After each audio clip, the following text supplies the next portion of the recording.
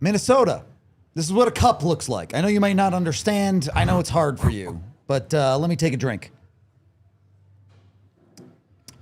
Tastes pretty mild. Avs are going to the conference finals. Let's start the show.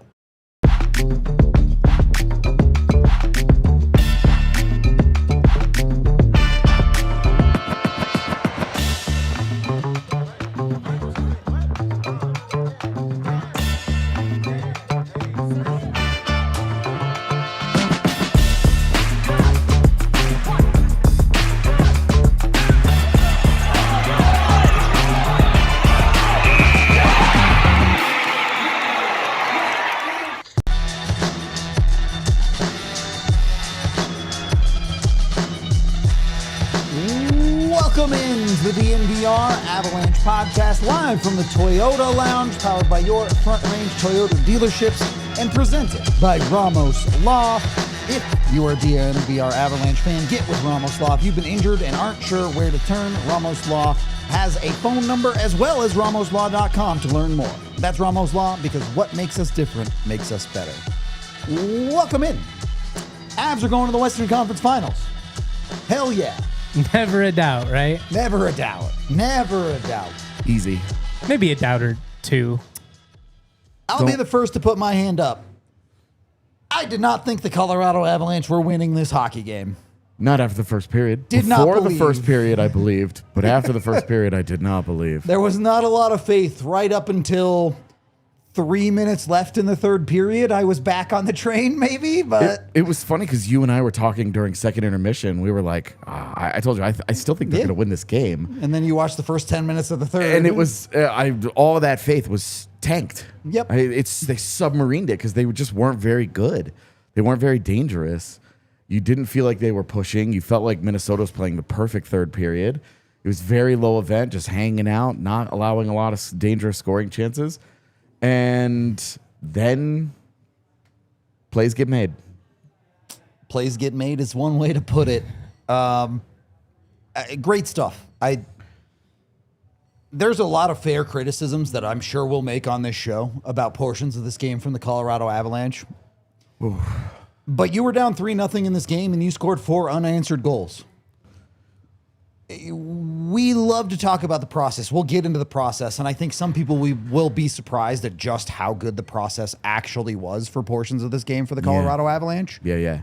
But at the end of the day, when you win a hockey game, you win a hockey game. Yeah, that's why they score 4, right? I would prefer them to score 4 quicker, play from ahead, do things a little bit differently, but a win is a win. Sorry, go ahead. No, go. I just want to say that this was the spiritual exorcism of the demon of Game 5 against St. Louis in 22. No kidding. Where they had the 3-0 lead in the third period and blew it. And then blew the 4-3 lead. The reverse, yeah. Yeah, this was the spiritual Nathan exorcism. McKinnon's goal actually mattered in this game. Exactly. This was the opposite of that. This allows that to just... I no longer feel anything about that game. It always felt like the one blemish of that cup run that you were kind of just like a little sad about. I'm good. That was extremely cathartic. That was my take as it was happening. I was like, boy, this feels familiar in the opposite direction. So I feel great. Yeah, I mean, kind of the inverse in every sense, right? Like, Nate goes for a hat trick in that game. They lose. Nate, pretty quiet for long stretches, debatably even bad at times in this game. But when they needed him, man, what a perfect shot. What a perfect placement. The big dog barked when the Avs needed him most. And again, kind of like Rudo said, it'd be nice if you didn't have to go down 3 goals before you showed an ounce of fight whatsoever. That first period was atrocious. We'll get into all the details. But to find a way to pull this game out with your backs against the wall and how, frankly, hopeless it felt early on in this matchup. It speaks to the toughness of this team, and that's a massive win. Those are the types of wins you look back on in a championship run and really just think about, like, God, that team was special. So many details to get into in this game, but we do have to kick it off with the 60-second rundown, so let's make sure we hit up on that first. Good luck. Okay. First period, a puck goes in the Avs net. Not one, not two, not three, but 4 times. Thankfully, one of them did not count. So the Avs are only down 3-0. Right off the bat in the first minute, the Avs give up a high danger chance to Marcus Johansson, who finishes in the far corner. Then about the halfway mark, Nick Foligno puts one in the back of your net. And then Nick Foligno does it again after there was another goal in between there off McCarron's glove. Didn't count. The Avs just really struggled to prevent, frankly, whatever Minnesota wanted to do in the first period. They just walked all over the Avs for a good portion of that period. It's 3-0 after 1. The Avs do play significantly better in the second period. I think they built up to it a little bit. Parker Kelly with a beautiful tip to make it a 3-1 game, but that was the only goal that would go in the second period. In the third period, didn't start great. We'll leave it at that, but the Avs get into crunch time and they go to work. Jack Drury with maybe an even better tip than Parker Kelly made on the Avs' first goal to make it 3-2 with just a little bit over 3 minutes left. And then with the goalie pulled, about 90 seconds left in the game, Nathan McKinnon picks his spot and finally shows up for the Avs to make it 3-3. A wide open overtime. There's no 3-on-3. There's no 3-on-3 in the playoffs. It's 5-on-5. Minnesota misses their chances. The Avs do not. Brett Kulak, the man to put the puck into the empty net. AJ's facetious on this one. But that's the wrong word. Prophetic. Clairvoyant? Prophetic? Yeah, I'll take prophetic. All right. He had the man called at the start of the playoffs, and that's the guy who sends the Avs to the Western Conference Final. This is why you pick an obscure goal scorer at the what's beginning going of to happen. and you say, at some point in the run, it's going to happen. So when it happens, I can just go, I told y'all. I had this in the bag. Easy. Sometimes you just got to throw some stuff at the wall. Yeah. I mean, I said Parker Kelly was going to score last game. So He did. You're 2 for 2. And then totally. Goal. And then he was like, I'm gonna score again. Why And not? then I'm gonna have an assist on the series clinching goal.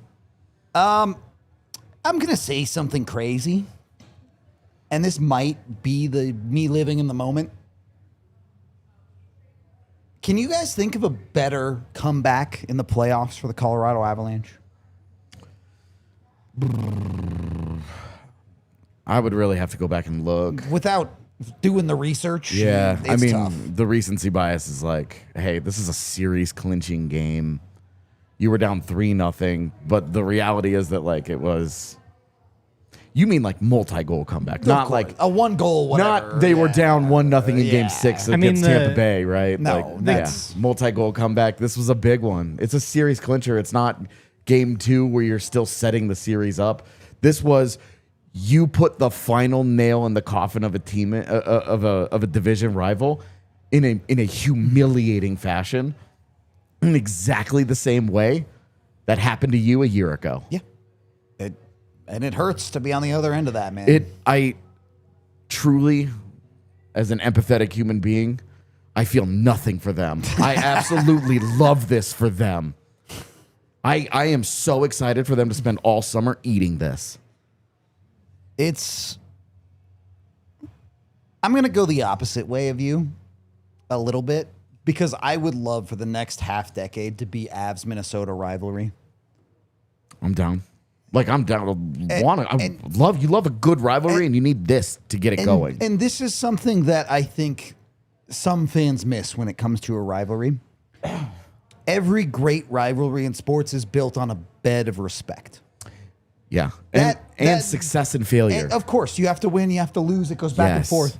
That Minnesota team is a good team. Let's really not good. pretend like the Avs got a walkover in this round. No, dude. And without Eriksson Ek and without Brodin, for them to put up the fight that they did really drives home. Yep. That we have been on the other end of this. This is where I truly will be empathetic, not being snarky.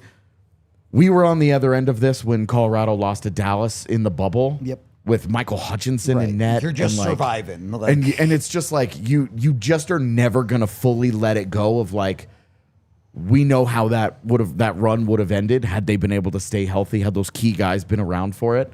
Now that was absurd. The Avs were missing 7 regulars. They were down to their It was third out of goalie. control, for sure. That was an obscene And they one, still right? pushed that to 7, by the way. But yeah, that was a 3-1 series that Yeah. they came back in. Yep. Which there's a world where we're staring down the barrel of that if Minnesota closes. Exactly, especially with the uncertainty. Makar leaves the game in the third. The Avs are playing with 4 defensemen while trying to erase a 2-goal deficit. Like, there were some things stacked up here, but we've been on the other end of that. It hurts. You'll always have the what if question, and there's no denying that you just cannot tell the story of this series without that acknowledgement. That said, the Avalanche went 2-0 with no Arturi Lehkonen and Sam Malinsky in their own lineup. They got it done with their missing guys. Like, they got it done. They won more games without their guys. Now, their guys are more important. Totally. Like, comparing Lehkonen to Eriksson Ek is not fair. It's not. No, Eriksson Ek is an extremely important part of of everything that they do. He's their 1C. Like, yeah, that's tough. But I'm thrilled that it went the way that it did, but you can't tell the story of that series without, hey, They matter. there were some things there. That's not Colorado's fault. They took advantage of it. Correct. They ended up being the team that made the plays most often, and that's why they're on, and that's why Minnesota's done. And the thing about reaching the mountaintop in any sport that I think is often understated, you have to be able to steal a game or two along the way. You have to find a way. And I know stealing a game in the sense of the process was pretty good for a lot of the second and third. Maybe that's not the perfect way to phrase it, but you're down 3-0, seemingly dead in the water. Yeah. 10 minutes left in the game, you're still down multiple goals. Like, it did not feel good. This is what great teams do when their backs are against the wall.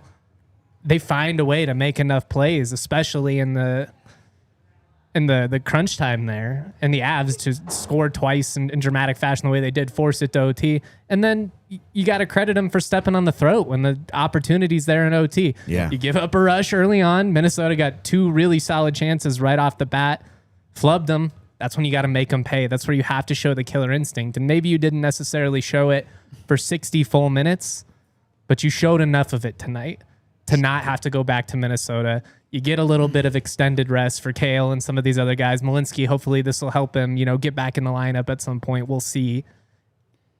I love the way that they were able to steal this one. I think that's what truly great teams do. 2 goals in 2 minutes and 10 seconds in the final 3 minutes of regulation, or 3 and change of regulation to erase a 3-1 deficit. Like, by the way, not a comeback, but just on the idea of crazy playoff wins.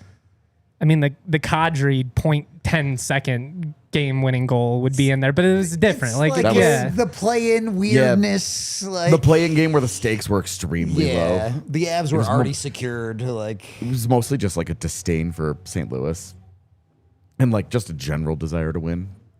Banger of an ending. St. Louis specifically. I mean, the comeback that they had, the Darren Helm goal, that game 6. It was a comeback. That was a comeback win. Not quite a 3-goaler, but it's not. But that was a big one too. That was the second round demon that they exercised in that game. Very similar to what they did tonight.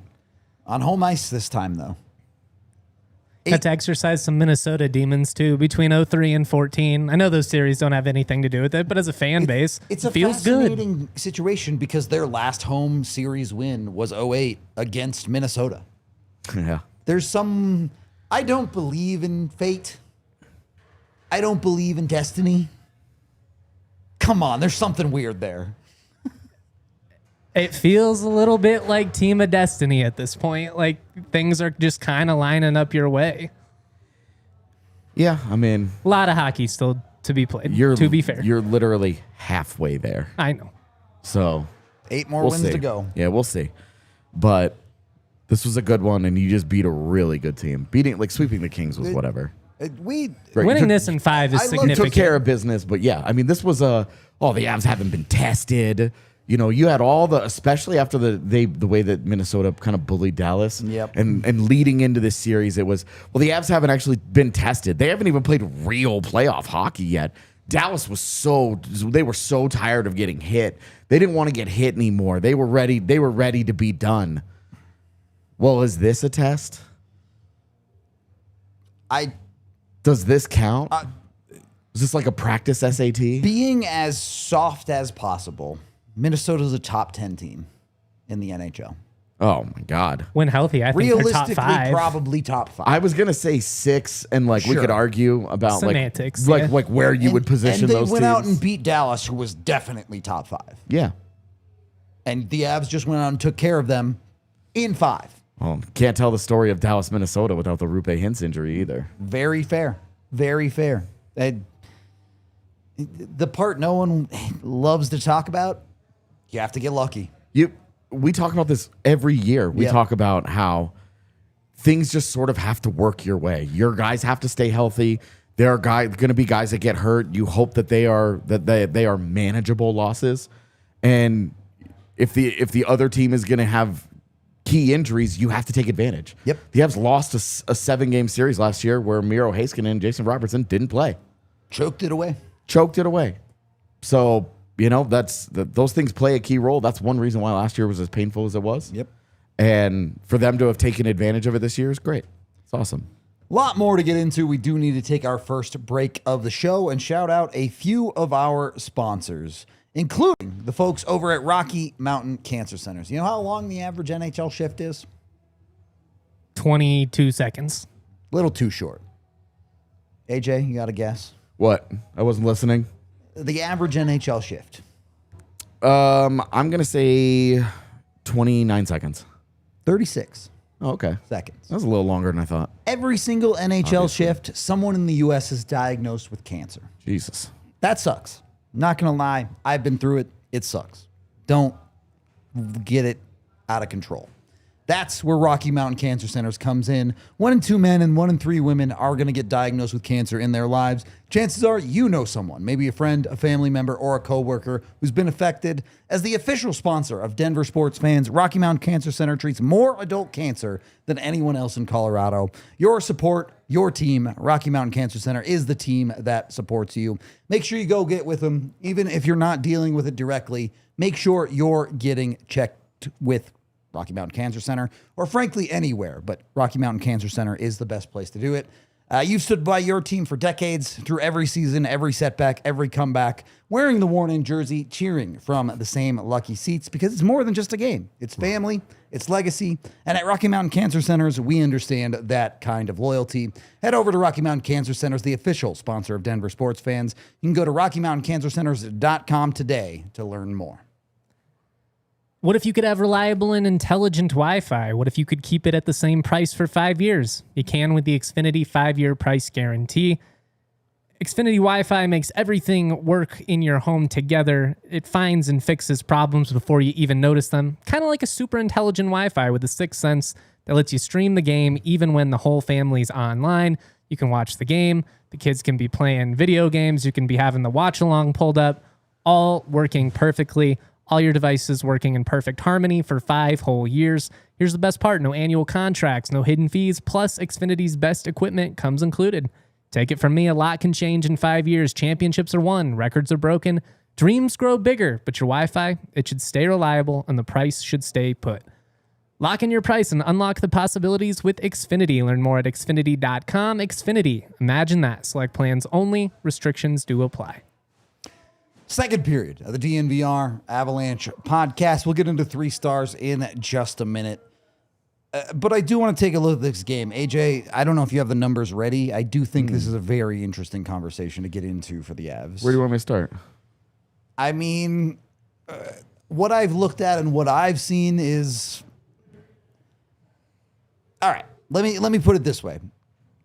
A lot of frustrations from me in the Avs' execution in this game. Mm-hmm. But the actual possession numbers, I know are pretty good. Yeah, so as always, 5v5 numbers. They played 58-43 at 5v5 time.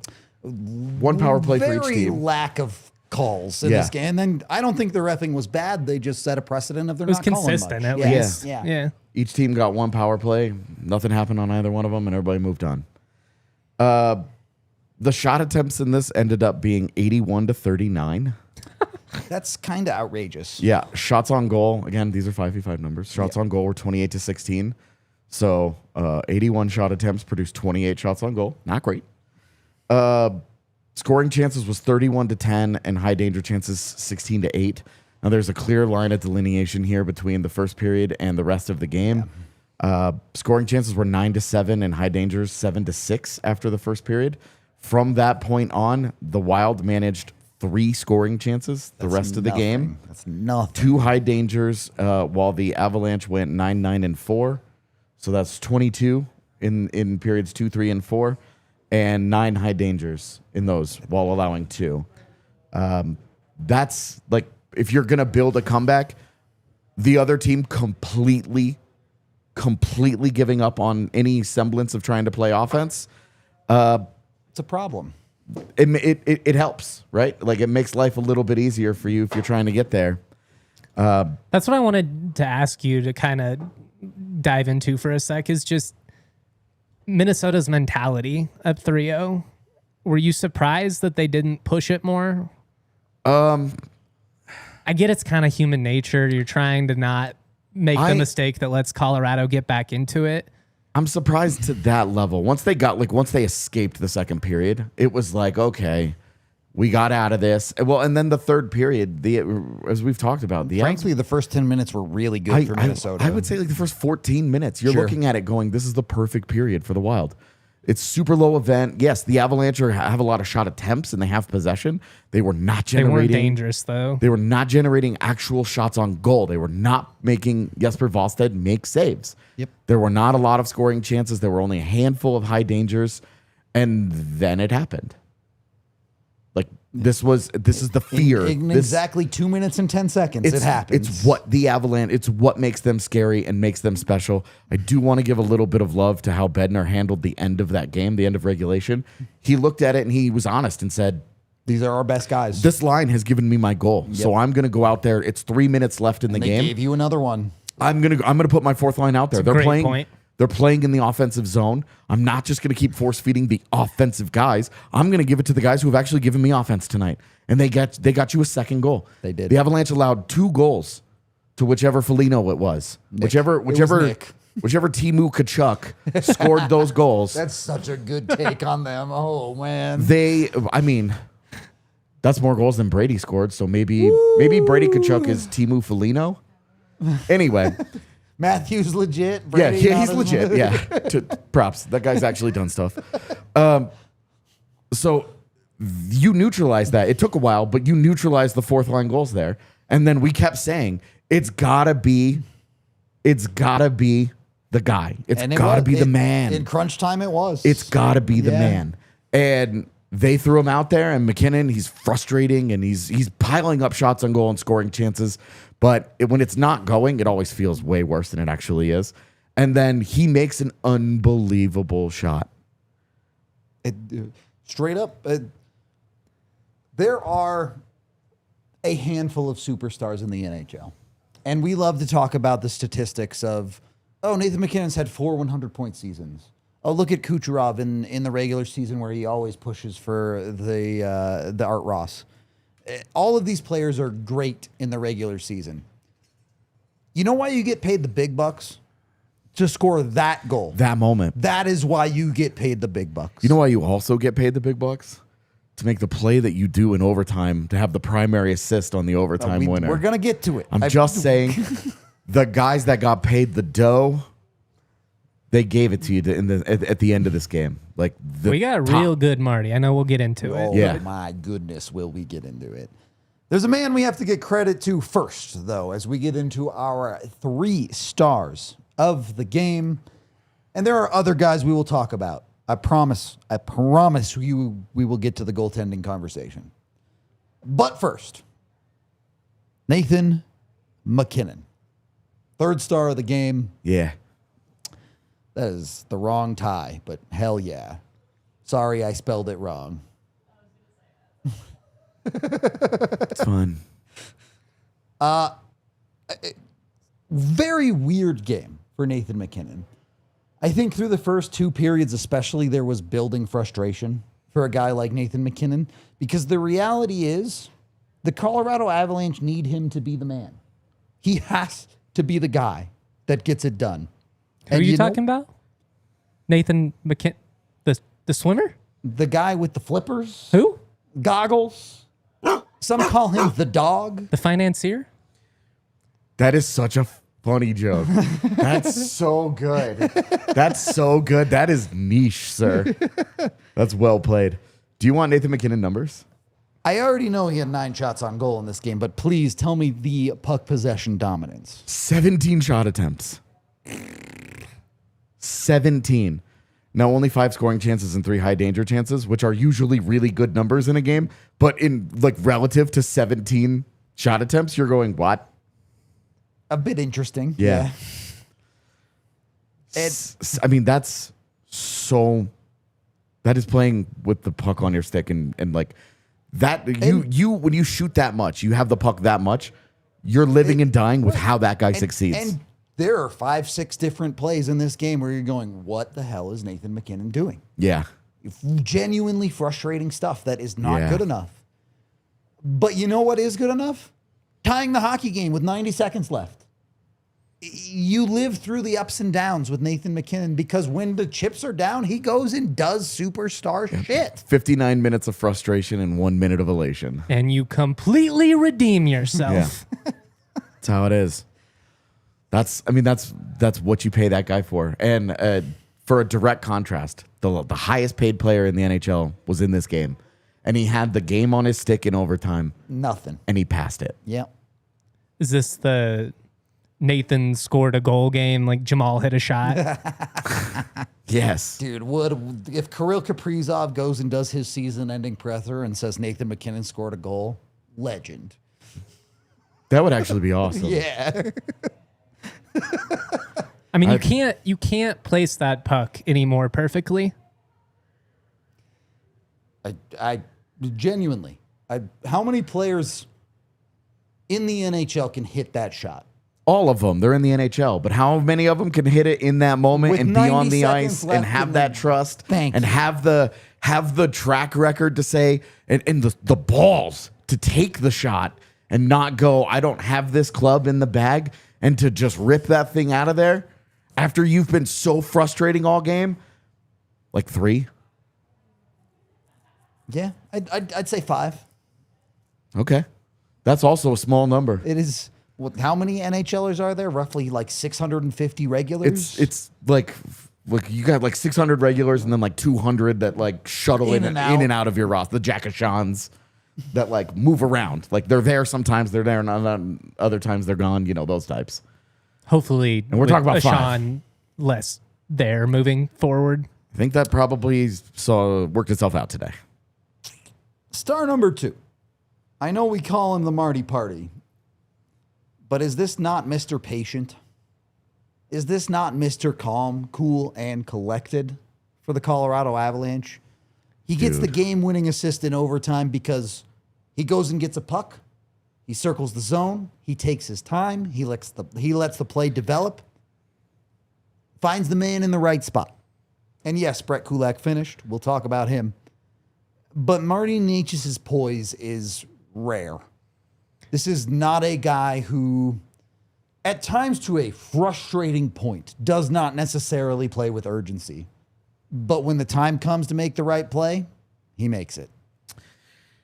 You know, there's another guy that's had a pretty successful career. It's gone poorly lately, but a pretty successful career in dictating the game at his own pace.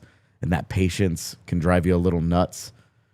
But when it goes the way that you want it to go, boy, does it look good. And can Marty Necas have the kind of playoff prime that Nikita Kucherov has had? I wondered if that's where you were going with it. Because it's the feel of it is the same way, where a guy where you're like, you have a great shot. You're a great shooter. You could score 30 goals easily every year, but you want to play make, you want to pass, you want to make the extra look. When he curls out from behind the net and he started to pass it, my brain was like, this mother, are you? And then the puck was in the back of the net, and you guys saw me screaming about Prince's house. So like, he makes the play. It's the right play. Yes. I'm going to break it down on the film room tomorrow. Yeah. But like that, to make that play, it's an elite pass. It's elite vision. It's a great job by him. The patience, he doesn't just throw one, because when he gets it, he's got the kind of space. you could justify it. If he had just tried to shoot it and picked the corner and it had rimmed around and out of the zone, you would have gone, I understand why he shot it. I get it, yeah. You would have understood it. It would have been frustrating. I go watch the tape. I literally watch him walk to the middle and go shoot. And then 3 seconds later, he passes and the Avs win. Yep. And for him to curl around and to make that pass, it's brilliant stuff. When it works, it's brilliant. And when it doesn't, we all get mad about it. The nature of sport. I just think it's been fun to see a guy live up to the hype, right? There were questions about, is he a playoff performer? Is he someone when the lights are bright, can he deliver? I think Marty's answering those questions. This playoffs has been elite for Marty Necas. Like, has this done more for his perception, reputation? Than the Olympics? More. I think it has to. And just in terms of anybody else on the team. Like, Nate is Nate. Nick Waz had a pretty incredible playoff push as well. But Marty's battled those narratives his entire career. Yeah. He's fun. He's skilled. He's flashy. But he's soft. He's a perimeter guy. He's not going to help you in the postseason when it ratchets up. Is there a team left in the postseason that's more physical than Minnesota? I don't think so. You'd probably be talking Carolina and Vegas would be in that same conversation, right? Yeah. And he just put 10 points in 5 games on those guys. We're in round 2. Right? 10 points? I think he had 8 coming in. And he had 2 tonight. I think you're right. So I think it's 10 points in 5 games for that guy. He had 2 in 4 against the Kings, and we were all mad about it, especially because one of them was on the 5th goal of the 5-1 game. Yeah. In game 4, where we were like, whatever, it's stat padding. incredible how quick these things change. And I don't want to get ahead of myself. To win a Conn Smythe, you have to win at minimum 1 more round, and realistically 2. Yeah. Nobody's having the kind of year or the kind of postseason right now that would justify not winning a Conn Smythe and not winning a cup. Right, I agree, barring an insane round 3. But at the end of round 1, our Conn Smythe leader was Scott Wedgewood. At the end of round 2, our Conn Smythe leaders are the 2 guys on your screen right now. Yeah. It's hard to argue. Maybe like Logan Stankoven is all in that conversation. Well, I mean, just from Carolina Colorado's side, but from yeah. Colorado side, it's McKinnon or Necas. Well, from Carolina, it's got to be Freddie Anderson. But fair.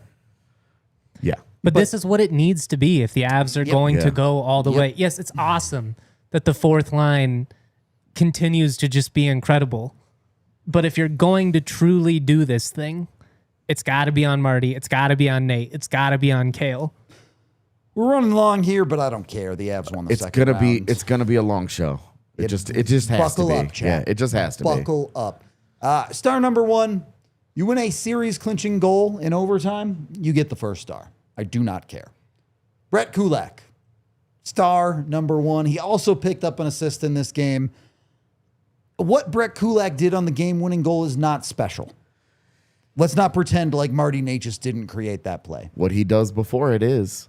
Because he's the guy who breaks up Kirill Kaprizov's centering feed on the 2-on-1 that kickstarts the odd man rush going the other direction for the Avalanche. Without that, we might be talking about a loss right now. Very true. And then for him to break that up and then activate the way that he does, Brett Kulak scores like 12 points a year. He's not a guy that you think of as going, yeah, he's going to jump up into that. He activates all the way into the zone. He's diving down. He gives Necas the option. It sucks we only have 3 stars and we don't have 6. We could give 6 tonight. Because who has a beautiful tip for a goal and then drives the center of the ice that clears out that passing lane that for Necas? It's Jack Drury. And who makes the pass all the way down the ice? It's Parker Kelly, who also scored a great goal on a tip. Those guys, we could just sort of put them, tie them up in a little bundle. In a world where the Avs lost this game, you're saying, damn, the Avs 4th line tried, man. Yeah. They tried. Yeah. But with Kulak, we're giving him the first star because he finished it, right? He finished it. Right. But you just can't, again, you can't tell that story without what Kelly and Drury did, without what Nick Waugh does. You can't tell that story of the game without those guys. But you needed a hero. You needed it. And it was Brett Kulak, his first goal as an Av. This is... What? Ridiculous statistic, by the way. But this is, how many times in the 3rd period are we sitting on the watch along and going, Gabe Landeskog shanks a chance? That's it. That was their opportunity. Brett Kulak is not going to blow anyone away with his hockey play. That's not who he is as a player. He makes solid, intelligent playoff decisions. Had a real bad first period. I think that was more on Brent Burns than Kulak, but yes. I think when I rewatch the game, I'm going to disagree with you, and that it was both of them just lighting each other together, on fire. just self-immolation. Fair enough. It was mistakes compounded onto mistakes. He's the first star. We don't need to get into that right now. But that's the redemption. That's another reason why. Because you look at, all right, their fourth line scored 2 goals. Your fourth line scored 2 goals. Brett Kulak was bad in the first period in which the game got to 3-0. This is redemption. It's the redemption of it. You don't have to make a special play. You just have to make the right play. Let Marty Necas do the nonsense in the offensive zone where he skates all over it, go gets the puck, create space. You take the space you're given. Yep. That's what Brett Kulak does. His shot, I don't think, is particularly special either. Goes he in. does what the Avs did not do It doesn't all game. need he to hits be. the net. Because Necas sold shots, so he's in the middle of the ice. Yep. He's done everything he needs to do. Drury takes the defender with him. Necas is by himself, and you're going, this is his moment. And it sort of is. He just happened to share it with Brett Kulak. Yep. Marty in that moment is like those old Bugs Bunny cartoons. Like Elmer Fudd's got the gun and he's trying to get him. He's just sitting there, just putting his little bib on, cut up a little piece of steak, take my time, bang. What's up, Doc? Yeah. Like to have the patience in that moment is unreal. Yeah. Because he has Volstead is fully sold out to stop that. Yep. He has to. That's the if you one get of the beat most by Marty, they're brutal. But if he's cheating, and we saw him cheat earlier in the game on a Nazem Kadri play where he was cheating on the pass across the ice. Yep. And he almost gave one up. He's not cheating on that play. He is fully sold out. I am stopping this. And that leaves the net open because he's aggressive. He is as far out as you would ever expect a goaltender in that situation. Yep. And Minnesota's defenders are just flying by, losing their minds. Yeah. And it's wide open. Kulak finishes, but they Volstead did what he had to do. And it's all as a result of that creation from Necas and then the finish from Kulak. I know we got to go to break here, but how about the hustle from Kulak too? I mean, you're basically playing 4 defensemen for 40 plus minutes of that game. It's an underrated skill to be able to get into position when you're playing with elite players. You don't talk about it a ton because all of the shine goes on the best players in the world for creating those plays. Arturi Lehkonen, an excellent player at this and one that the Avs are without for the last 2 games. Brett Kulak is the guy who found the right spot, found the right timing, and is why the Avs are going to the Western Conference Finals. At the end of the day, he's the one who put the puck in the back of the net. A ton more to get to, but as J-Mike mentioned, we do have some sponsors to shout out. So let's get to them here. As the official vehicle of DNVR is Toyota. They're also the official vehicle of the Colorado Avalanche. And with the Avs winning this series, they guarantee at least 2 more home games in the playoffs. And Toyota is giving away tickets to every single Avalanche home game to loyal DNVR listeners. You can get in with those tickets and go watch these Avs in person. Hopefully, there's a lot more than 2 home games, at least a minimum of 4, depending on how things go. You can scan the QR code that we're going to put up on screen here at some point, or you can enter through the link in the show notes. So go down to the description for your chance to win. Don't miss the opportunity to experience Avalanche playoff hockey live, courtesy of your Front Range Toyota stores.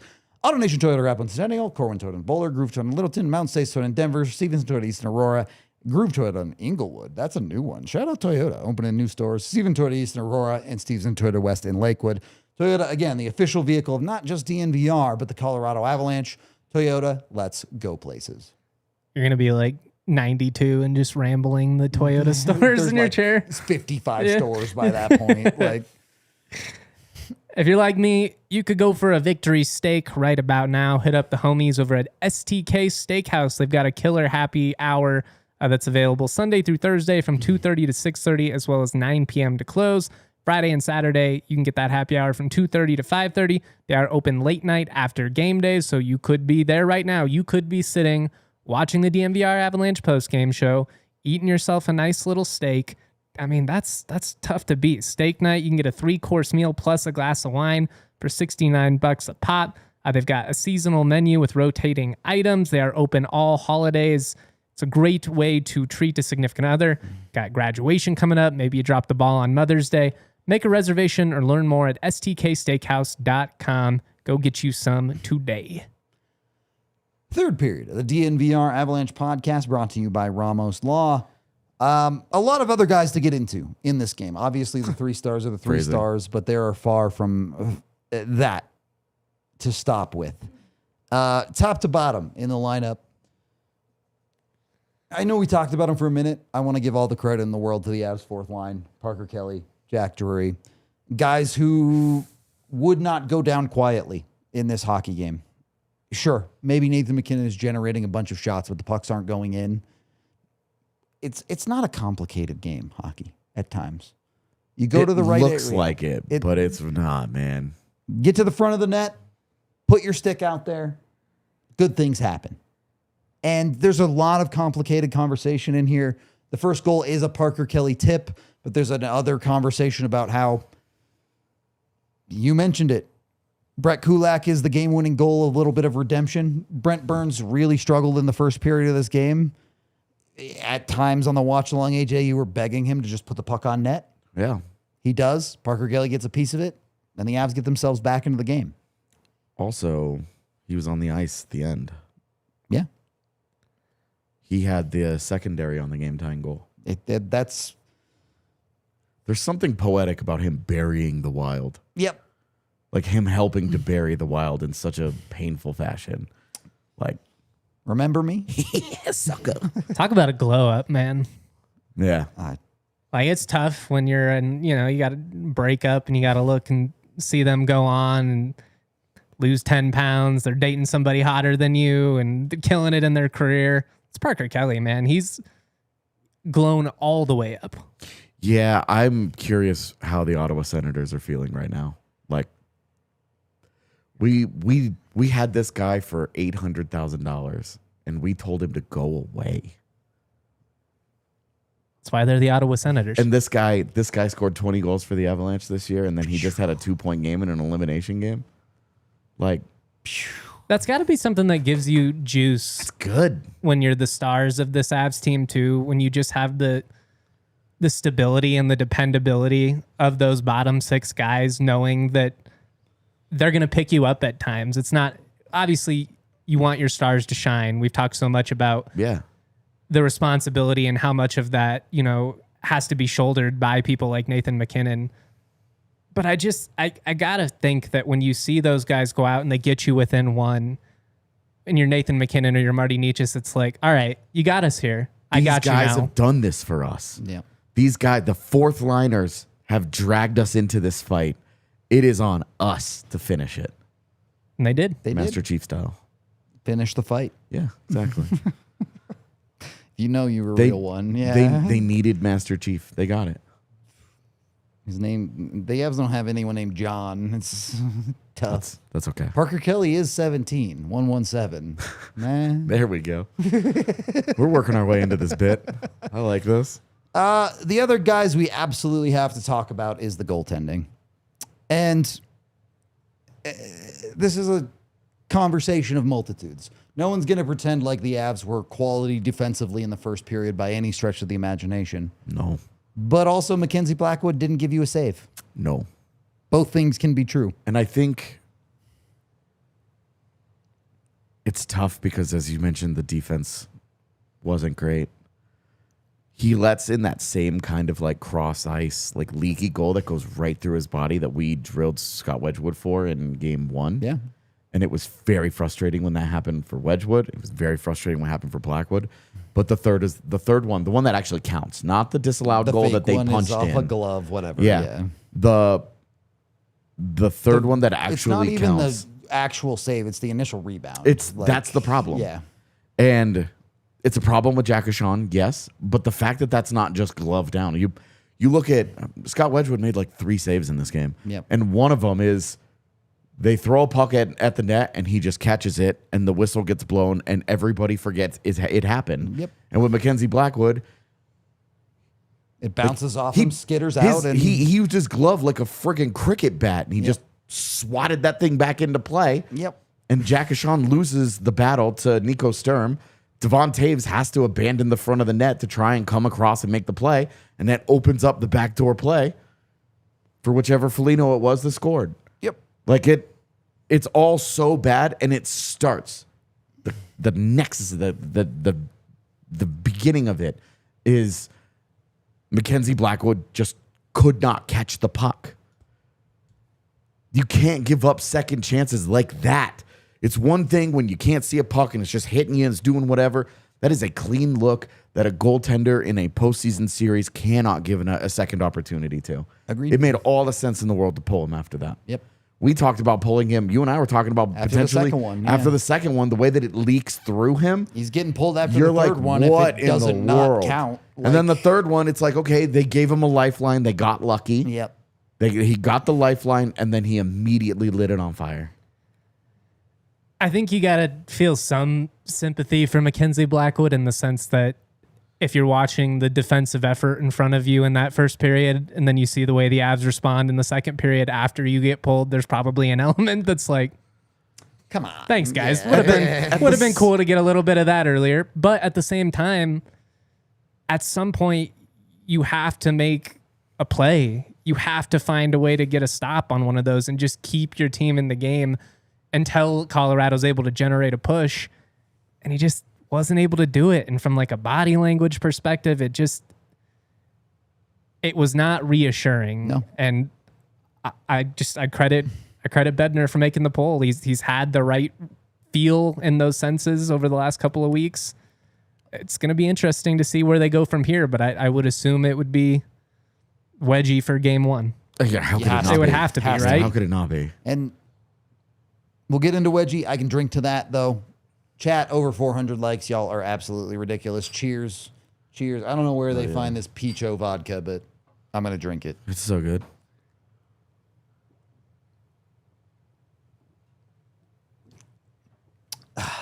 On that note, So much of it. I'm going to go try and handle that. We did hear from Scott Wedgewood himself in the locker room. So let's hear from the goalie who gave up no goals. I don't think anyone loved, obviously, similar to Game 3, the start and the position you're in. But I think it was, pretty much summarize it. It was 40 minutes, a lot of hockey, and obviously they're going to have a little bit of a puck management and time ticking away on their side kind of mentality. And we were going to find ways to get chances and just believe that we would get a couple. And we needed to pull the goalie late to do it, and the guys found a way to do it without me getting out of the net. So that was nice. Scott, it feels like you've told us for multiple years now this team's never out of it. I mean, what can you say about this group? Just the belief. I think, when I first got here, I said, 4 lines, 62 goals, he's going to take us all. A week later, we get Blackie, and it's been a tandem that, obviously we pull for each other in every moment and then throughout the room. I'm going in, everyone's picking him up, picking me up, ready to go. It's, next shift, next shot mentality for all of us as a team. And we just find ways to claw back. I think I just said, they're going to play a little bit more puck management and time management. We're going to get chances. Just got to be, good on our side of the puck, which we were, and found a way to do it. Did you see the momentum transform? Yeah, you can tell. Just, I think, probably some puck play and decisions early in the first cost us. And, you got an open game, kind of throw some behind our back, and all of a sudden, you're chasing it, fighting it, no one's feeling it. And then you get into the second period, and we start putting pucks deep, getting our forecheck back. You start hitting, crowd gets a little bit oriented, you get some chances. I think the first, it felt pretty dead, just the way that they kind of silenced us early. But then once we started buzzing, I don't know how many shots they had in the second, but it didn't feel like there was a ton of threat. I think we did a great job, and when you can push a team like that for 20 minutes and them on their heels, it's going to be a wave of us that's coming after every shift, and it just kind of, like you said, felt like that momentum changed, and we held on to it for 40 minutes. How tough is that to come into a game, like an elimination game like that, in the middle of a game like that?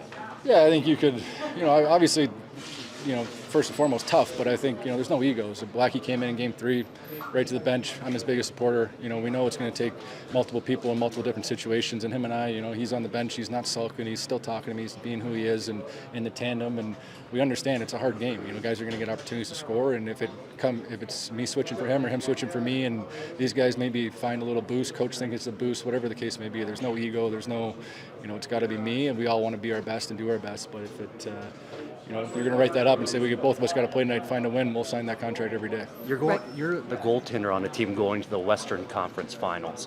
What's that mean to you? Just proud. I mean, obviously, like I said, it's been a long road. You guys have kind of heard that story, and just keep, preparing every day, try and win every day, get better, understand, it's not going to be easy every night. There's, top 5 team in the league there that's going to put pucks in the net, and I don't think anybody thought maybe the series would be 4-1, just with how good they are. They're going to find ways to win games, and proud of our group to ending it tonight and finding a way to do that, because we knew going into that series it wasn't going to be an easy out. So, obviously just keep working. There's a long road ahead, a lot of stories still to write, and just preparing for that. Brett Kulak, an addition before the deadline. What can you say about the addition that he's been to this room and how easy he makes your job? Yeah, he's awesome. He's a double girl dad like me, so we obviously connect over that, and he's just a steady guy. I don't think he'd probably be the first one to tell you he's a flashy player thing, but you know what you're getting from him every shift. He's a big body, he's clean, he's a quick puck mover, finds the net there. It's a huge moment, and obviously coming in you want to make an impact as an acquisition, and nothing better for him to do that there for us tonight. But just a steady presence. Every time you put him out there, you got exactly the same thing over and over again. It's hard to be consistent in that role, and he's a prime example of just a steady D-man that you wish was on your team all year. How much do you enjoy this time now? Watch the other series. Hope they go 7, couple overtimes. Yeah, obviously everyone talks about the rest or rust kind of conversation, but you do what the hand you've been dealt, right? You got days off to enjoy and reset, heal up, take care of yourself, get some bike rides in, sweat, spend time with your family, whatever you got, and reset for the next round. So it's you're dealt that hand. You're going to go about it with no thinking it through, and just for guys that play the hard minutes and take the hard hits, it'll be beneficial for sure. How much hockey for this upcoming series are you going to be watching? Say that again. How much of this upcoming series or yeah, for your trying opponent? To keep tabs. Obviously, a little bit later some nights with their West Coast games, but I've been putting it on, watching highlights, keeping tabs on 2 great teams again. Whoever you get knows it's going to be a battle, but obviously excited to be there and have a chance to play and move along. Thank you so much. Thank you. From Wedgewood to the courtesy call, live on the Xfinity mobile call-in line. Xfinity, imagine that. Bailey, first of all, how happy are you do not have to go back to Minnesota? Thank God. Jaw of the flights pulled up? Is that a situation where you're getting on American Airlines and oh God, here we go? Well, so the thing is I'm not even the one booking them, so I'm at the mercy of Nick, who was going to book us on a 5 or 6 a.m. flight to get out there on Friday. So thank God. Nick needs to learn not everybody's 25. Yeah. Bailey's not that much older than 25. I'm just 25 on the dot, so thanks. Nick needs to learn not everybody's 22. Ruining my point. Roller coaster of a game, Bailey. Is this just down to the Colorado Avalanche perseverance? What is the take in the locker room after a struggling start that they get through it and get it done? It's the resilience. It's the thing that they have been talking about for the entire season. You stick with it, you find your game, you stick to the process. It really kind of came down to, for these guys, talking after the first intermission, saying, we know we can be better than that. There is a process that was not followed in that first period, and they were able to stick through that and find their game. And I mean, everybody saw the effort and the way that the game went from there. They turned their game up, and Minnesota just couldn't keep it up. And something Parker Kelly was particularly proud of, in being able to punch back the way that they did in the second period, especially. We got one from the Toyota chat here. How loud was Ball Arena after Mac tied it? Oh my God. I was fortunate enough to be in one of the corners, because I was down there waiting for the room to open, hoping and praying that another goal would be scored so we wouldn't go into overtime. Oh my gosh, the roof basically blew off of this place. And it was very similar when Jack Drury scored his goal too. It was almost, if not just as loud, just because everybody is so excited to see this comeback starting to form. It's Nathan MacKinnon was kind of asked where this one ranks as far as, comeback games that he's played in. He put on the spot, obviously. Nathan MacKinnon may not have the most creative answers sometimes, but he was like, this one ranks top. This one probably takes the cake.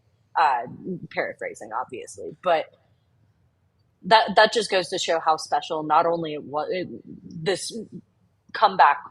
It was special not only for the fans but for the players too, and they're feeding off of a lot of that. Nathan McKinnon doesn't normally give a lot of praise for the building, or it's like media trained answers, and he was very smiley after today's game. And how can you not be? Also, it's Nathan McKinnon, but how can you not be talking about how electric this building was and how much situations like that, where Nathan McKinnon scoring that game-tying goal, Jack Drury's building you back into it. The place blew up, basically, when Parker Kelly finally got things going just a little bit. And they feed off of that so much, and hearing how loud it got for that tying goal. It was electric.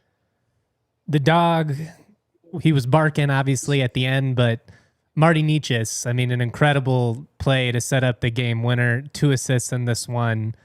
Did you have an opportunity to speak with Marty? What did he have to say? If not, what are his teammates saying about that performance? You know what I thought was interesting too? He had talked with some of the media members. I wasn't part of that scrum, unfortunately.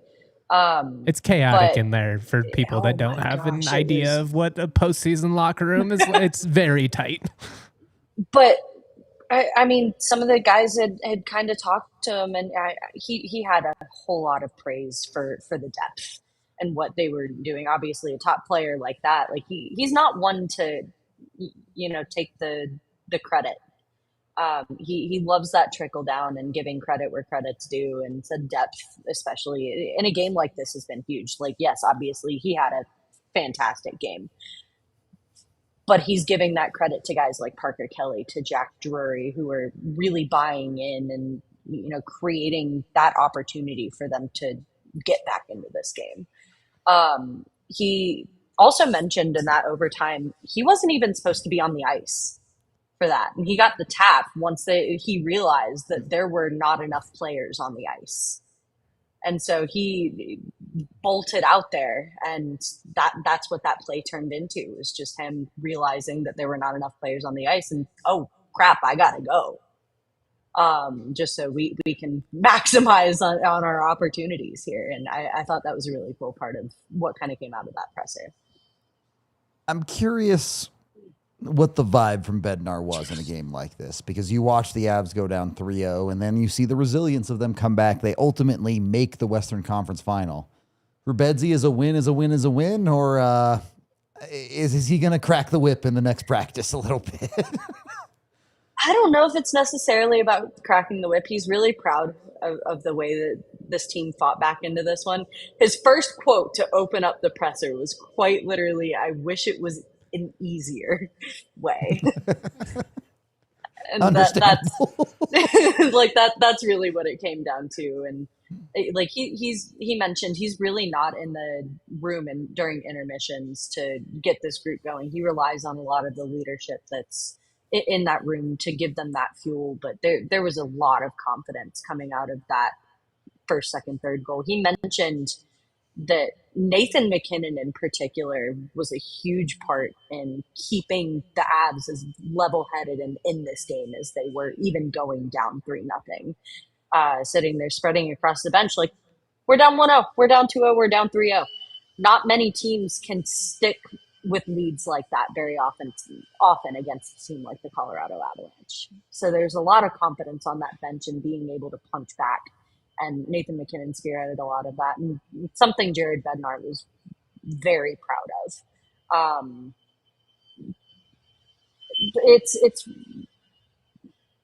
It just comes down to that resiliency, like I opened the show saying, like that's really what he had the most praise for.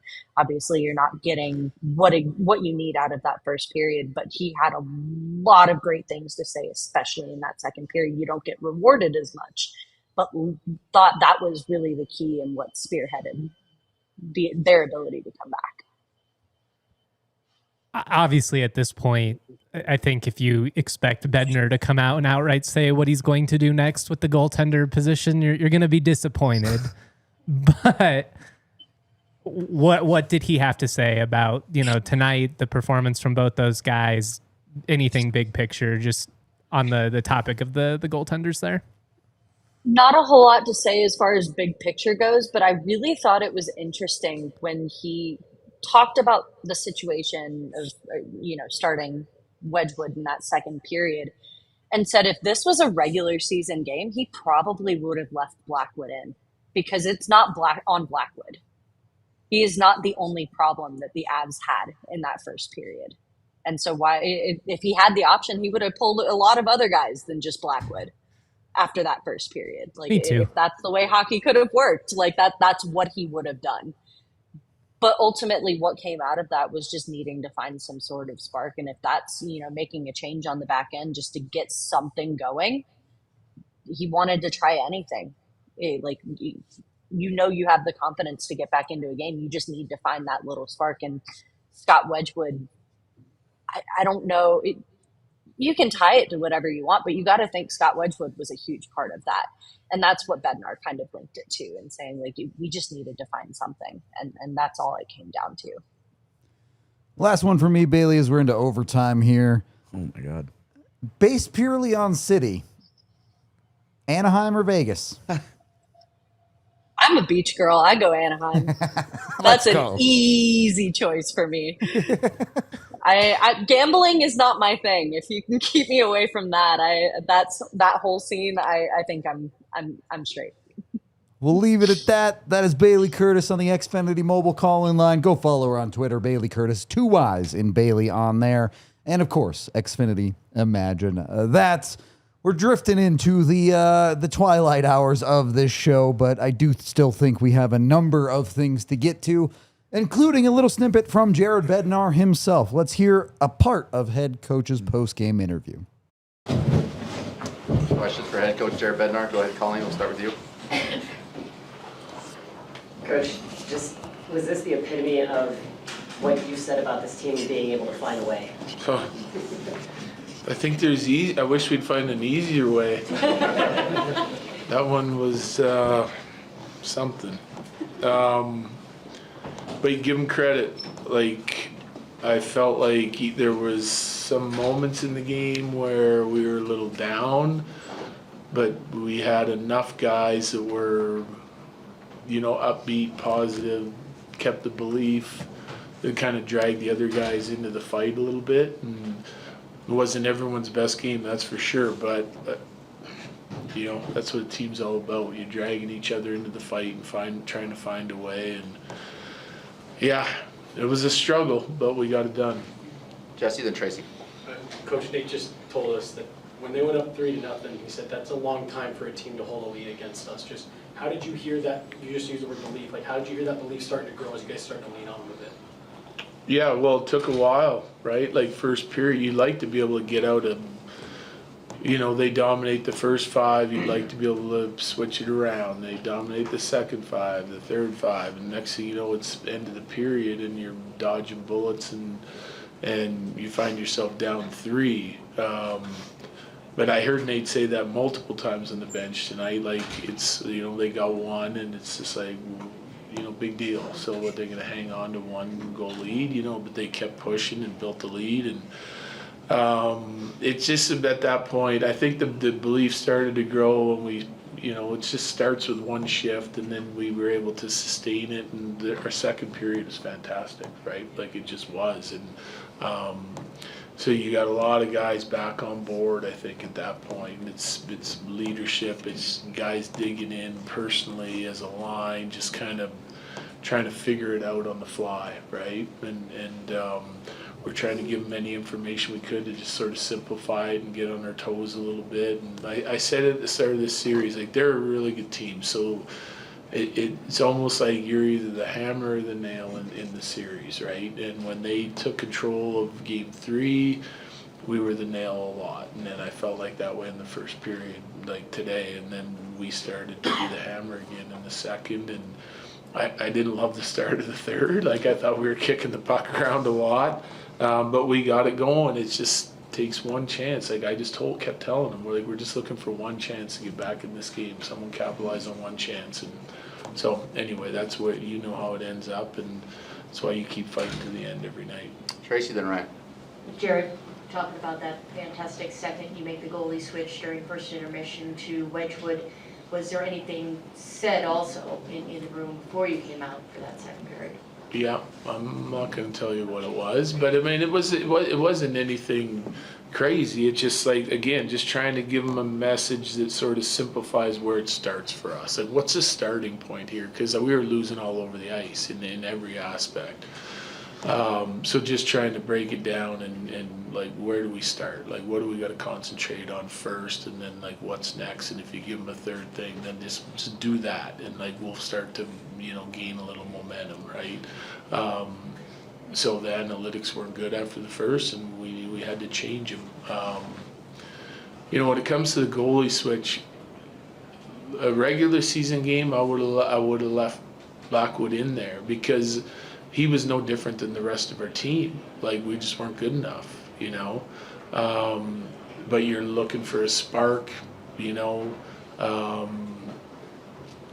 that's a tough, for me, that's a tough situation, because I'm like, well, everyone else, the only reason, everyone else had the opportunity to turn it around, and Blackwood didn't, but I just kind of felt like everything that was coming to the net,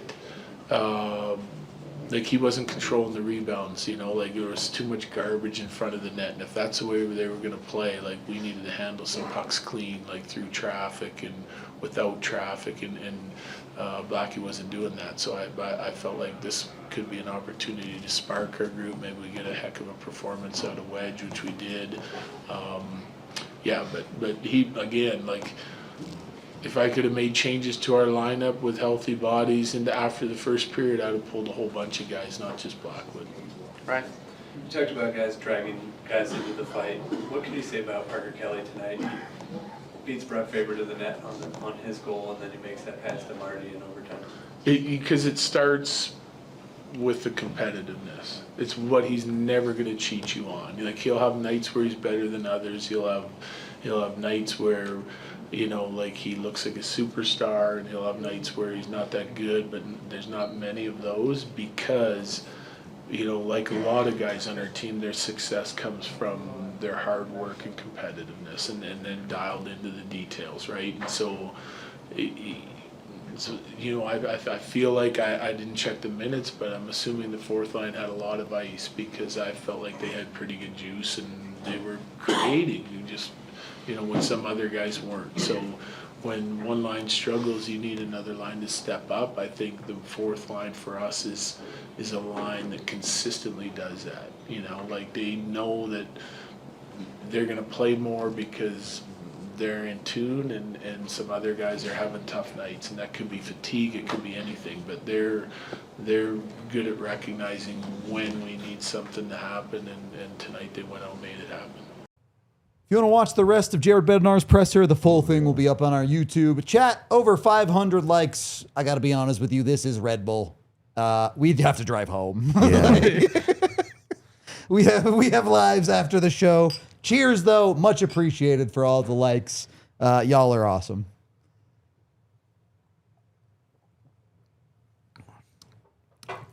All right, we have a ridiculous amount of super chats to get to here, so let's hit up those and go down the line. Oh boy. $27 from Jordan, who says, thank you, Kulak. Thank you, Avalanche. Thank you, DNVR. There's nothing like celebrating a moment like this, along with the watch along. On to the next. Let's fucking go. Hell yeah. Pop off. $14 from Stefan, who says, yeah, I almost turned the TV off after the first. Bailey, can I get that apology letter?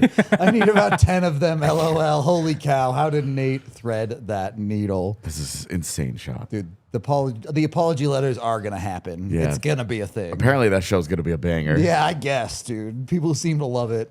$5 from Legacy, who says, predicted Avs in 5 at most, was also telling people to stop freaking out down 0-2 and 0-3 because it's just the Wild. 4 goals is almost guaranteed. Shit. I mean, shit. The Avs scored 4 at least on them in every game they won. Yeah, and 4 or 5 games they scored at least 4. Yep, so. Pretty good. Duce.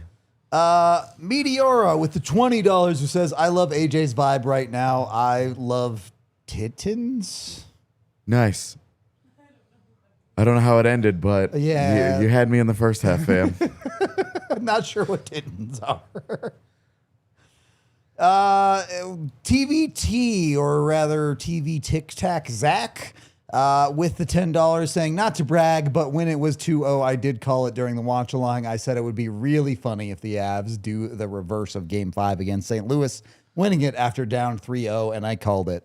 I remember that comment. Power to you, man. Nailed it. Credit to the Avs fans who kept the faith. I certainly didn't. Yeah. Like, Natural born haters. straight up. It's easy. It's easy to be a hater. And then Ryan with $5 who says, shades of Yui Krupp. Kulak saved up all his goals since being traded to the Avs. And cashed it in for that one. Movers fund to help ship Prince's house. We're gonna paint that shit burgundy. I'm a big fan of Paisley Park. Let's go. In my backyard. How big is his estate? Is it? The problem with the graphic is that it just looks like a building. It's just some guy's house. That's funny. It just looks like a building, but I'm gonna know what that Have you square guys? is. I don't remember. Prince like rented an athlete's house when he was out living in Carlos LA. Boozers. Yeah, and he literally completely remodeled it to look like how he wants it, like painted it purple, put all this stuff, and then remodeled it back afterwards when he was done. That's a flex. I remember that story. It's a great one. NBA podcasts are insane, Wild guys. times, dude. Crazy. We're also so chronically online. Oh yeah, the fact that I knew immediately what was happening, I was like, I need more friends. $10 from McGuffin who says, that's it. I'm buying goggles and flippers. If goggles and flippers sales like spike after this, Nathan McKinnon's got to get his chunk. easiest endorsement ever. They win a cup, we might have to get some goggles and flippers to bring to the parade. Oof, that'd be fun. That'd be a fun look. All of us gonna show up looking like Scuba Steve from Big Daddy. Be incredible. Nathan McKinnon. That's my boy. Such a good impression. $20 from B. Martin who says, nice win, boys. I can't tell what that emoji is, but mind blown. Thank you to the DNVR crew for all you do. Go Avs. Much love, my friend. Are you there, Minnesota? It's me, Margaret. Great Deadpool reference. That was the $2 from Aaron Lynch. I didn't actually watch the Deadpool movie, so I don't know. The first one's incredible. Fair enough. The rest of them are... Sorry, Deadpool versus Wolverine is goated because it has Gambit. I waited my whole life for that. It was so funny. Waited my whole life for that. $10 from Kyle McRae, who says, kudos to Wedgie coming in and shutting the door. What an emotional roller coaster game. Thanks, fellas, for watch along for an Ontario fan in Canada. # winner shots. Too many shots. Yeah. $5 from Swex, who says they should have ended the game by showing Quinn Hughes' face and playing Freebird. Much love to you guys. They showed his face the rest of the goddamn series. They're Why skipping not? Avs goals to show his face, man. Yeah, come on. I'm glad that's over. Tough look there. $10 from our boy Eddie. As my dad always says, Brett Kulak for the win. Well done. When you're right, you're right. All right? You know. $2 from Pachuckles. You just got beat by Nathan McSwimmin. Nice. That's funny. We got 5 here from Brazilian Fury. We were 2 decades overdue for giving Minnesota the bitter taste of an overtime elimination. What a comeback. What a team. 8 more to go. Couldn't have said it better myself, buddy. Shout out Chris. That's my guy. Hell yeah. Is that Chris? Yes. It's always hard to match the names with the Twitter names. Yeah. We got 5 here from Hombags 12. I don't know. I also can't say his names. Well, we came back like it was predestined. Shot on goal for the second half were about evident. Yeah. The process was good. We talked about that. It's Spot just that on. you put yourself in a 3-0 hole more than anything. Yeah. Keep it rolling. $5 from the Great Browse. My voice gone. My breath gone. Minnesota gone. Landy needs a ride off into the sunset. Mac is the GOAT. As Avs versus everybody, let's fucking go. $10 from Nicole Monroe. Word, I'm bad at names. How does everyone miss the Game 4 comeback in Edmonton? Yeah, it was cool. I'm not trying to be a hater. It was that was a really fun game. That game was just chaotic, though. Yeah, that was actually a great game and a very similar ending. True, the ending was similar with the overtime from Lecky. Yeah. And that one was probably a little tougher because the Avs actually came back, took the lead, and then lost the lead. And then should have lost the game, but Leon Draisaitl sucks. Exactly. That was like a dick punch. And then they should have lost tonight too. That's true. Michael McCarron should have scored it immediately in overtime. Oh my God, what a fucking bum that guy is. Unbelievable. That guy's cashing checks in the NHL. Watching him just flounder with that thing, that was as satisfying as the other goal, the game winner. Put it in the Louvre. Like, that bum ad. Let me tell you, buddy, everybody else was excited that you were still in that game. That puck in his skates is beauty. Oh my God, not a great pass from Boldy, but you could tell that puck skill ran out as soon as he touched his stick. It was bad. I know. And hilarious. Know a thing or two about running out of talent, let me tell you. Too true. $5 from The Walrus. I work at night, couldn't catch the game, but I'm here for DNVR. Tell Biggie I miss him. See ya in the Western Conference Final. I'll pass it along. # trusting farts. 50 check bucks from Doozy, who says, watching that cocky brat Wallstead rethinking his life choices on the ground after Marty schooled him was therapeutic. You gotta get that kid while he's young, because he's gonna be really good. He's gonna be good for He's sure. gonna cause problems for a long time. $9.99 from Alaska Nate, who says, "Fuck yeah, that's all I got. This is fun. This is fun, man. This is what it's all about. If you can't enjoy this is the slog through the winter for a moment like this, where you're just like, yes, yep." So much more fun to be on this end of it. All worth it. All worth it for these times. $10 from Movie Man, who says Avs should beat either the Knights or Ducks in no more than 5 games. I don't think you're wrong, but also I'm not picky. Just win 4. Yeah. You get 4 wins, good enough. Yeah. Too true. Got $10 from Frantic32 here. The burning question, does Wallstead still think they're kind of better than the Avs? Tough to make that argument. You lost the best of 7 by 3. Yeah. You won 1 game in the series. Yeah. Yeah. Not great, Bob. One more from Alaska Nate for $5, who says, also, you guys rock far away from Colorado, but there in spirit. It's awesome to be part of this 8 to go. What the watch-alongs and all that are Thanks for for rocking with us, all of you. Yeah, there are Avs fans everywhere, across the globe. I'm glad we can be one small part of your day, one way or another. That's maybe been the coolest part of getting to be a part of this beat the last couple of years, is just connecting with so many people from all over. All over. Hockey being a global sport is very cool. Yeah. $10 from the Australian Bucks from Australia. Point in case. What a redemption by both Kulak and Burns. They went from terrible to great. Also, all those Stars fans pouring crap on Wilds fans can go back to Loserville. Go Avs. Appreciate you, DNVR. I love that those fan bases immediately just started piling onto each other on social media. Misery loves company. And it was just like enjoy your summer. Like, this is so nice to not be a part of this. It was actually really funny to see the people be like, Wild, I miss Avs fans. Wild fans are worse. And it's like, I don't really miss either of you, honestly. But Yeah, I don't think about you at all. Y'all can be next year's problem at this point, all right? I'm too busy being mad at Michael McCarron. We got 5 from Lucas here, who says, C-Mac must feel good. Drury goal, Kulak goal, Wah assists, Natchez 2 helpers. Wedgie gets the win. Burns and PK free agents contribute. What a night for C-Mac. What a season for C-Mac. But yes, all the flowers to the front office. Sing it with me, folks. Fuck them picks. FTP, baby. 8 more wins. We're going to have to make a shirt that just says fuck them picks. We might have to. We might have to at this point, honestly. I feel like I'm due for a shirt at some point. Come on, Eric. Put C-Mac's face on an album cover. That'd be amazing. That would be a cool shirt. Yeah, I think we're on to something here. What? That would be super cool. I love this. This is a great idea. $28 from Incredible Drew. McFarland better win GM of the year. tying the record with 16 separate goal scorers in the series, and your top guys weren't going God mode. Can't wait till the mini fans say McCarron missed because he was concussed. By getting hit in the neck, he was concussed, huh? I had to get my jab in. There's no way. No. There's no way.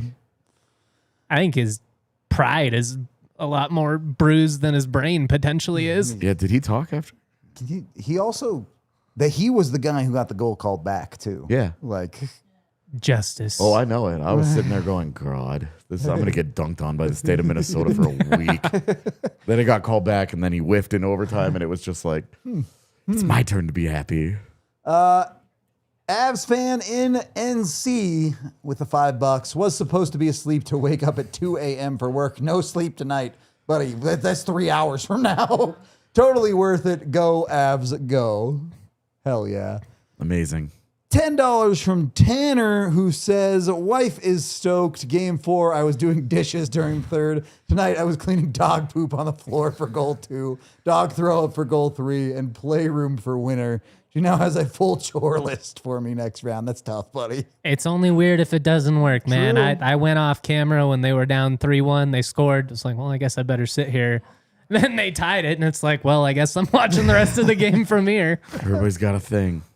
$2 from Ryan, who says, can we just steal the Prince logo instead? No, we get the whole house. No, That's I want the rules. house. Yeah. I want the basketball court where they made pancakes and, with the Dave Chappelle skit. I want that. First of all, I want those pancakes. Second of all, I want the house and that basketball court. Can you get the Rick James couch too? Maybe. I'll ask. But And then we have 2 incredibly generous super chats here. One from Lewis for $50, who says, appreciate you guys. Love that AJ is back to being a regular. There's no one I like to listen to more than AJ talk about hockey. it's very kind. I appreciate that. It's fun to be back. He's the best. He knows all. He's Okay. got all the predictions down. Yeah, I'm wrong all the time. Man, but these last 2 games, you were right. People get really upset with me because I love to tweet fatalistic shit on Twitter, and then they're like, "This didn't age well," and I'm like, "Yeah, you're right. True. None of us do, buddy. That's true. Pretty true. True. Yeah, we all die, man. Aging is just a thing that it's not good. It's never good. Big old bags of meat. Yeah. Am I allowed to say that? All right, we have written proof that Bailey says she'll wear goggles on her head in one of the next pods. So. Perfect. And then Janice Care Services with $100 super chat. Absolutely ridiculous. Thank you so much. I really can't say enough about this Colorado team. This was not supposed to be a 5-game series. Minnie is as dynamic, talented, skilled, and fast as the very best. I'm not sure who they lose to in the West or the entire league aside from the Avs. Avs in this fashion, really? And in this fashion, really? Yeah. Avs good.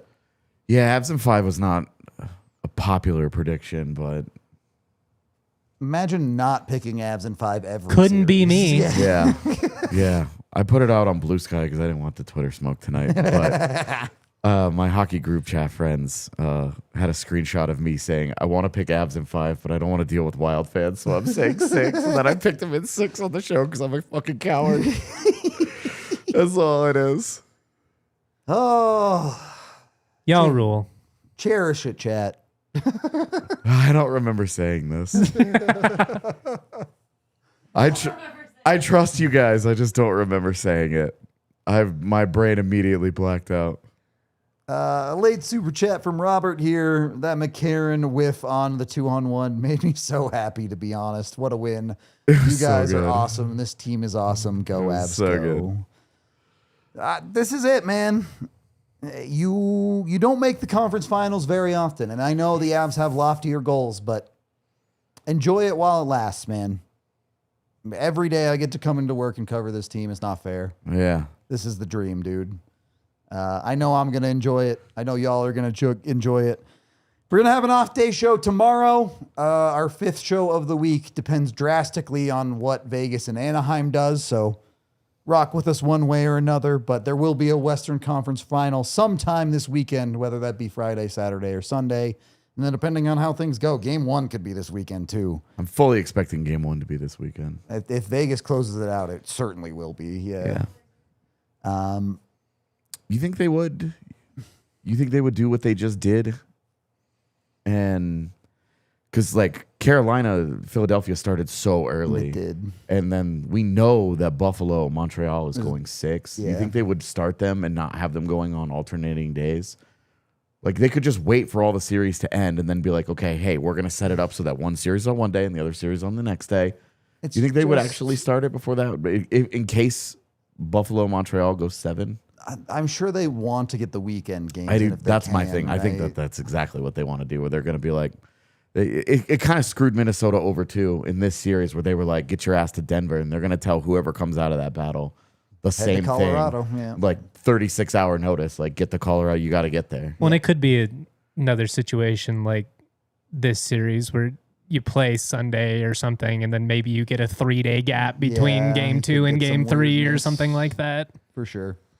We'll see how it all plays out. That's Vegas and Anaheim's problem now. The Avs get to wait at home. If you really want to support us, continue to become a diehard while the Avs are in the playoffs. It's a $32 for a year membership. You get access to all of our written pieces from AJ, from J-Mike, from Bailey. You also get a shirt with your annual membership. You get discounts at the bar. All of it is a great deal. You can check out stuff like our new Colorado hockey hoodie, the Kalian shirt, which, by the way, hope Kale is okay. These extra days off are probably good for him, along with some of the other dinged-up Avs players. Does matter a lot for the Avs setting themselves up for success. But if you want to support us, you can do that. You can also become a Supporters Club member here on YouTube, which gives you access to all the emojis. If you want to spam those in chat, if you're a member, pop off. I think that's it. I think we can get to go home now. You can go home and work more. Yeah, I'm just going to go make a video about this ridiculous game. But the Avs got her done. Western Conference Finals is the next story for them with a super late super chat, $10 from Kroll, Churl, Duffy on the back end. AJ, the force is strong with you. Yeah. That's it. It is. We're out of here for this evening. We'll see you tomorrow for an off-day show. This has been the DNVR Avalanche podcast presented by Ramos Law. We all silly like the mayor.